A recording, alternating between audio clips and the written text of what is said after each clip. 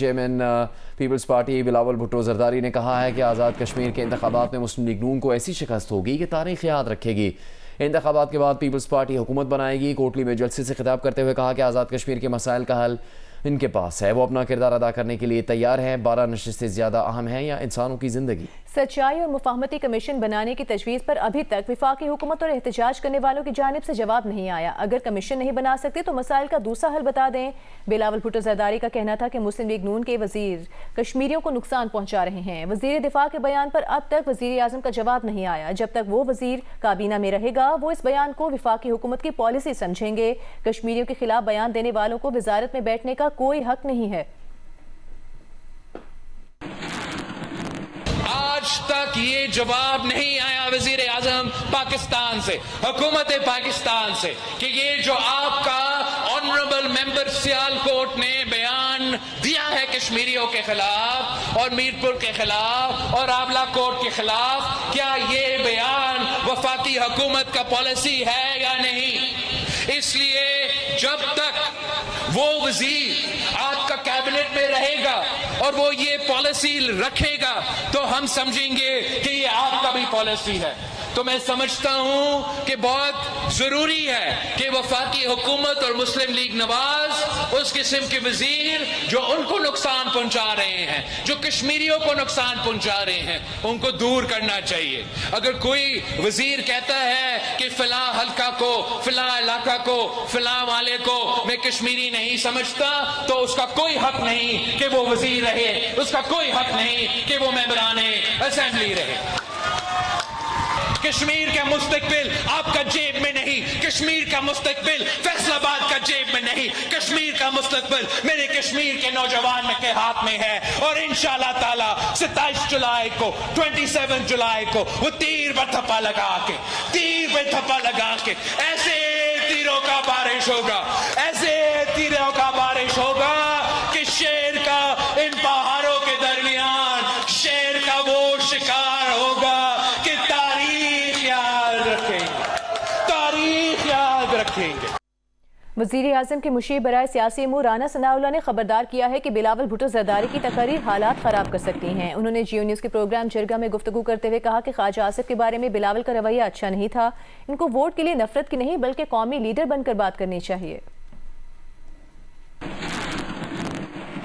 بلاول بھٹو زرداری صاحب کی جو تقاریر ہیں وہ حالات کی خرابی کا موجب بن سکتی ہیں۔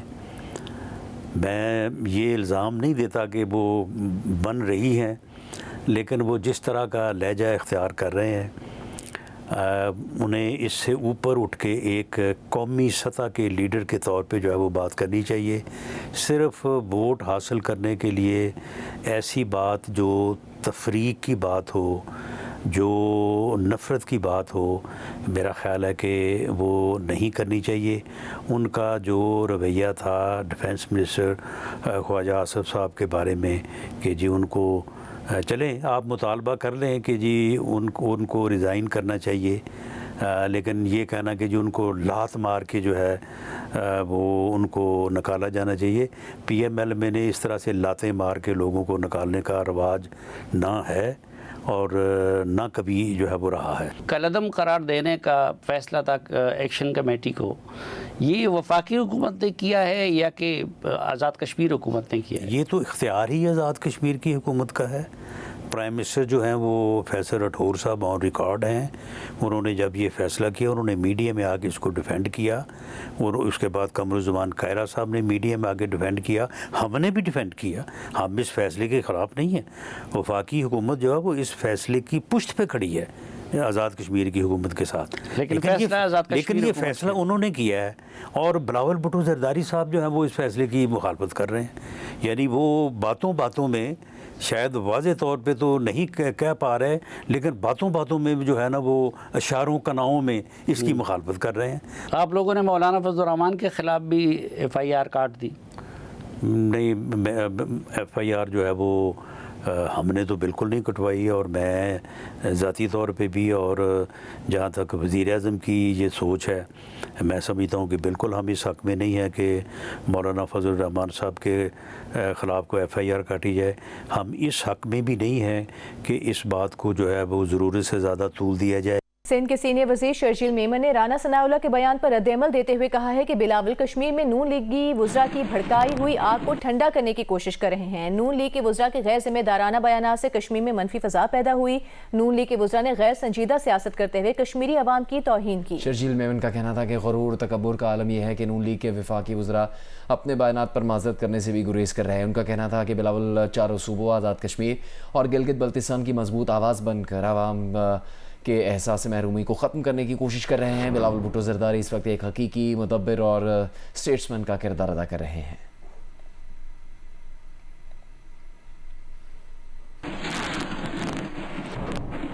چیف الیکشن کمشنر آزاد جموں کشمیر غلام مصطفیٰ مغل نے کہا ہے کہ اگلے 7 دنوں میں الیکشن ہونے جا رہے ہیں جو ہر حال میں ہوں گے. 27 جولائی کو الیکشن ملتوی ہونے سے متعلق خبریں صرف افواہیں ہیں. میڈیا سے گفتگو کرتے ہوئے غلام مصطفیٰ مغل کا کہنا تھا کہ پولنگ میٹیریل تمام آرؤز کے دفاتر پہنچا دیا گیا ہے. کل ملازمین کی پولنگ حسب معمول اور پروگرام کے مطابق ہوگی. سیکیورٹی کے لیے پاک فوج، رینجرز اور پیرا ملٹری فورسز موجود ہوں گی. الیکشن صاف، شفاف، پرامن اور غیر جانبدار ہوں گے. کل ملازمین کے جو پولنگ ہے وہ ماس وائر راولہ کوٹ کے باقی تمام بلندری اور راولہ کوٹ کے باقی حسب معمول پروگرام کے مطابق ہوگی. اور اس سلسلے میں جو بھی افواہیں پھیلا رہی ہیں وہ فیک ہیں، وہ غلط ہیں، بے بنیاد ہیں. تو پورے آزاد کشمیر میں اور مہاجرین جموں کشمیر مقیم پاکستان کے ریٹرننگ آفیسران کے پاس پولنگ مٹیریل الحمدللہ پہنچ چکا ہے. تو الیکشن بر وقت انشاءاللہ تعالی ہوں گے اور تمام تیاریاں جو ہیں وہ مکمل ہیں. سیکیورٹی بھرپور انداز میں ہوگی، مطلب افواج پاکستان کے لوگ بھی موجود ہوں گے، رینجرز کے بھی ہوں گے، دیگر پیرا ملٹری فورسز بھی ہوں گی. اور ان کے علاوہ ان کی حفاظت کے لیے اگر کوئی ناخوشگوار واقعہ ہوتا ہے تو کوئک ریسپانس فورس بھی موجود ہوگی جو فوری طور پر پہنچ کر ڈسٹربنس جہاں بھی کوئی ہوئی اس کو ختم کرے گی. اس طرح ہر تمام سٹیک ہولڈرز کی متفقہ عطا سے ہم نے پلان ترتیب دیا ہے اور الیکشن انشاءاللہ تعالی پرامن اور شفاف اور غیر جانبدار انداز میں منعقد ہوگا. کوئی الیکشن کے حوالے سے یہ بھی بات کہا گیا تھا کہ اس کو ایک گنجائش کے تحت یا کسی ضرورت کے تحت چند ایام کے لیے آگے کیا جا سکتا ہے. کیا اس وقت تک الیکشن بر وقت ہوں گے. ہم نے مٹیریل پہنچا دیا. اگر ایسا کوئی فیصلہ کرنا ہوتا تو یہ کم از کم 1 ماہ پہلے کا فیصلہ تھا یا 15-20 دن پہلے کیا جا سکتا ہے. اب تو اگلے 7 دنوں کے بعد الیکشن ہے اور یہ ہر حال میں انشاءاللہ ہونا. وفاقی وزیر داخلہ محسن نقوی کی دعوت پر ایرانی وزیر داخلہ سکندر مومنی کل دورہ پاکستان پر اسلام آباد پہنچیں گے. 2 روزہ دورے میں ان کے ہمراہ اعلیٰ سطح کا وفد بھی ہوگا. ذرائع کے مطابق ایرانی وزیر داخلہ 2 روز کے دورے میں پاکستان کی اعلیٰ قیادت سے ملاقاتیں کریں گے.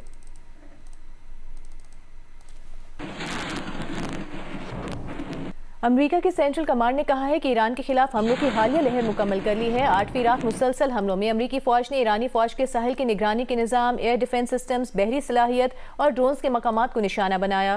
گزشتہ رات حملوں کا مقصد اردن میں 17 جولائی کو ہونے والے حملوں میں استعمال کیے جانے والے نظام کو تباہ کرنا اور پاسداران انقلاب کو فوری طور پر سزا دینا ہے جنہوں نے گزشتہ رات اردن میں امریکی سروس ممبرز کو ہلاک کیا تھا. سینٹ کام کے بیان میں کہا گیا ہے کہ 17 جولائی کو اردن میں 2 امریکی سروس ممبرز ایران کے بیلسٹک میزائل اور ڈرون حملوں کے دوران جان سے گئے. اس کے علاوہ ایک سروس ممبر لاپتہ ہے. 4 امریکی سروس ممبرز کو طبی امداد کے لیے اردن کے اسپتالوں میں منتقل کیا گیا. سینٹ کام کا کہنا ہے کہ امریکی افواج ایران کے خلاف جاری بحری ناکہ بندی پر سختی سے عمل درآمد جاری رکھے ہوئے ہیں. 18 جولائی تک سینٹ کام نے جاری بحری ناکہ بندی کے تحت 5 تجارتی جہازوں کا رخ موڑ دیا جبکہ ایک جہاز کو ناکارہ بنا دیا گیا ہے.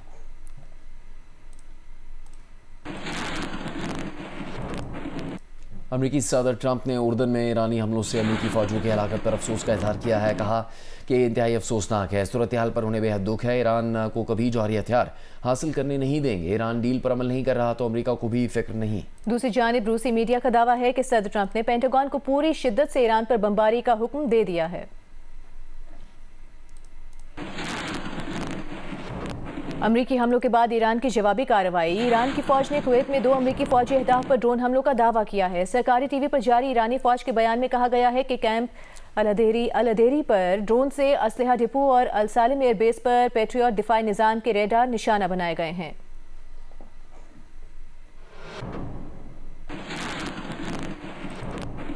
اردن اب امریکہ اور ایران کے درمیان جاری جنگ کا نیا اور خطرناک ترین مرکز بن چکا ہے. امریکی حکام کے انکشافات کے مطابق گزشتہ 5 دنوں کے دوران اردن میں موجود امریکی فوجی اڈوں کو 4 مرتبہ شدید ایرانی حملوں کا نشانہ بنایا گیا ہے. ان حملوں میں جمعے کے روز ہونے والا آخری حملہ سب سے زیادہ مہلک ثابت ہوا، جس میں 2 امریکی فوجی ہلاک اور 1 لاپتہ ہو گیا.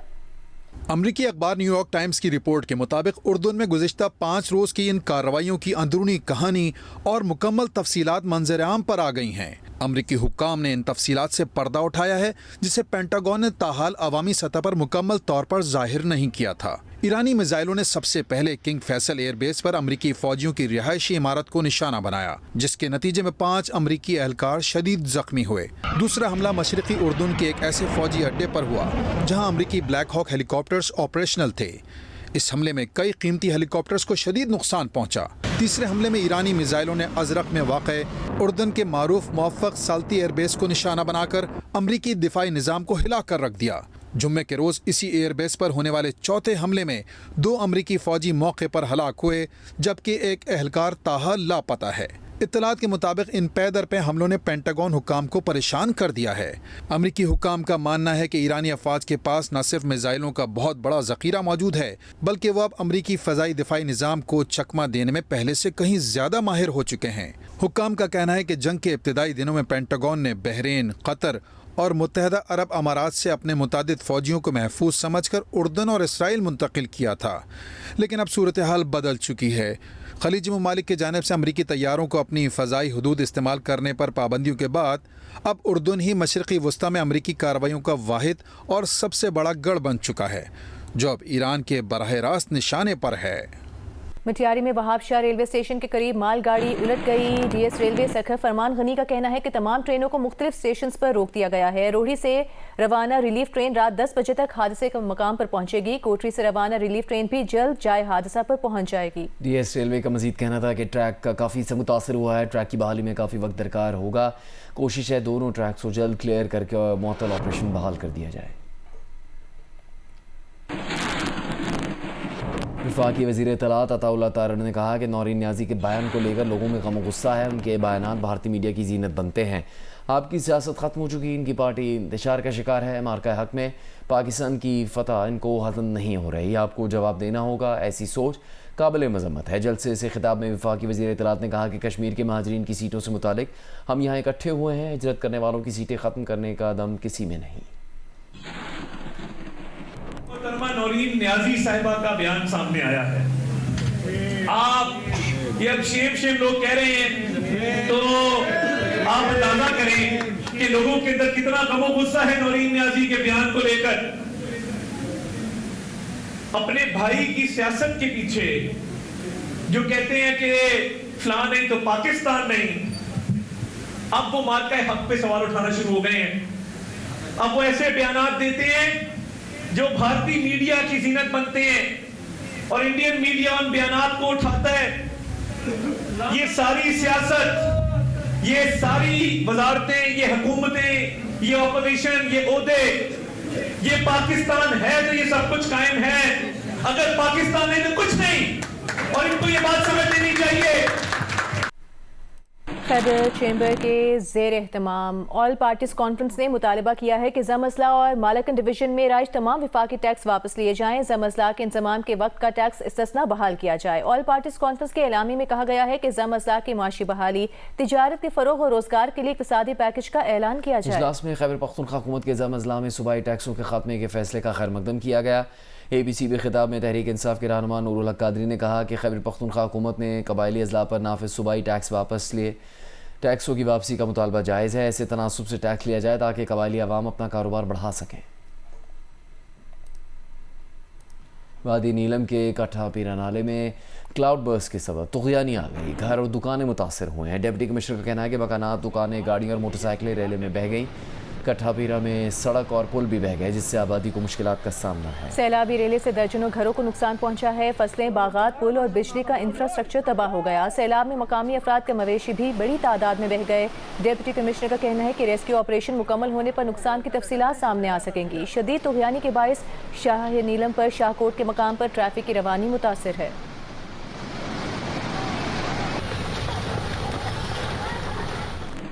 वज़ीर आला पंजाब मरीम नवाज की हिदायत पर मुस्लिम लीग नून के सीनियर रहनुमाओं मरियम औरंगज़ेब, ताहिरा औरंगज़ेब और हनीफ अब्बासी ने रावलपिंडी की कमर्शियल मार्केट का दौरा किया। ब्यूटिफिकेशन प्रोजेक्ट के मुख्तलिफ हिस्सों का मुआयना किया। इस मौके पर शहरियों ने मुस्लिम लीग नून के रहनुमाओं से गुफ्तगू की और कहा कि कमर्शियल मार्केट में सहूलतों पर वो वज़ीर आला पंजाब के शुक्रगुजार हैं। बाजारों को साफ सुथरा बनाने, स्ट्रीट लाइट्स और दुकानों को नई शक्ल देने पर वज़ीर आला पंजाब को खिराज तहसीन पेश करते हैं।